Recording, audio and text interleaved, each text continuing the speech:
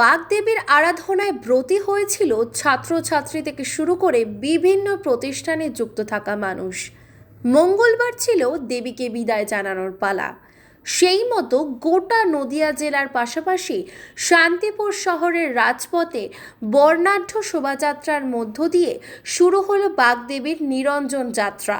প্রত্যেকটি বিদ্যালয়ের অসংখ্য ছাত্রছাত্রী, শিক্ষক শিক্ষিকা নিরঞ্জন যাত্রায় অংশগ্রহণ করেন।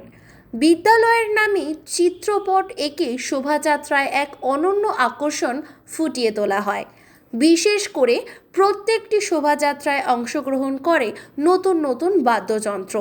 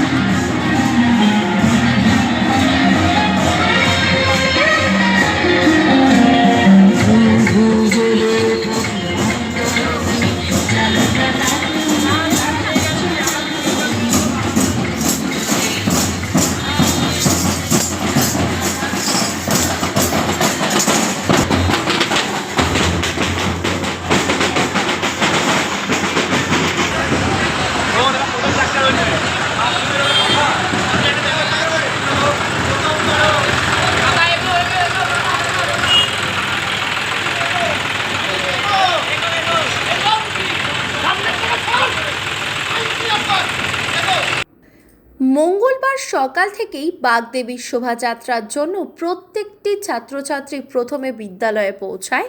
এরপর বর্ণাঢ্য শোভাযাত্রার মধ্যে দিয়ে শুরু হয় দেবী নিরঞ্জনের পালা। নিরঞ্জন ঘাটে সরস্বতী মাতৃমূর্তি বিসর্জন দেখতে ভিড় জমান অসংখ্য দর্শনার্থীরা। এই বছর দুদিন ব্যাপী বাগদেবীর আরাধনা হওয়ায় বাড়তি আনন্দ উপভোগ করতে পেরেছে 8 থেকে 80 সকলেই। সর্বপ্রথমে আমাদের স্কুলের পক্ষ থেকে সংবাদ মাধ্যমকে ধন্যবাদ জানাই। আজকে 2025 সালের সরস্বতী পুজোর শোভাযাত্রা আমরা তন্তুবাই সংঘ উচ্চ বিদ্যালয় শান্তিপুরের এই শোভাযাত্রায় অংশগ্রহণ করছি।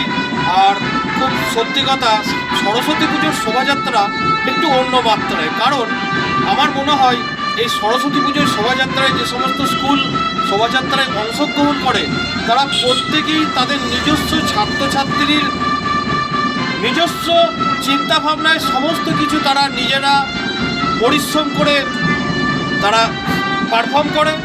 আর অন্যান্য পুজোর ক্ষেত্রে যেটা দেখা যায়, আমরা পয়সার মাধ্যমে বিভিন্ন জিনিস, বাজনা বলুন, আলো বলুন, সমস্ত কিছু ট্যাবলো বলুন ভাড়া করে নিয়ে আসে, কিন্তু আমরা আমাদের এই যে তন্তুবাই সংঘ উচ্চ বিদ্যালয়ের শোভাযাত্রায় সম্পূর্ণ সমস্ত কিছুই আমাদের কিন্তু নিজেদের ছাত্রছাত্রীর হাতে তৈরি এবং নিজেরা ছাত্রছাত্রীরাই কিন্তু সমস্ত কিছু পারফর্ম করছে। নিজস্ব সংবাদদাতা, সংবাদ শিরোনাম।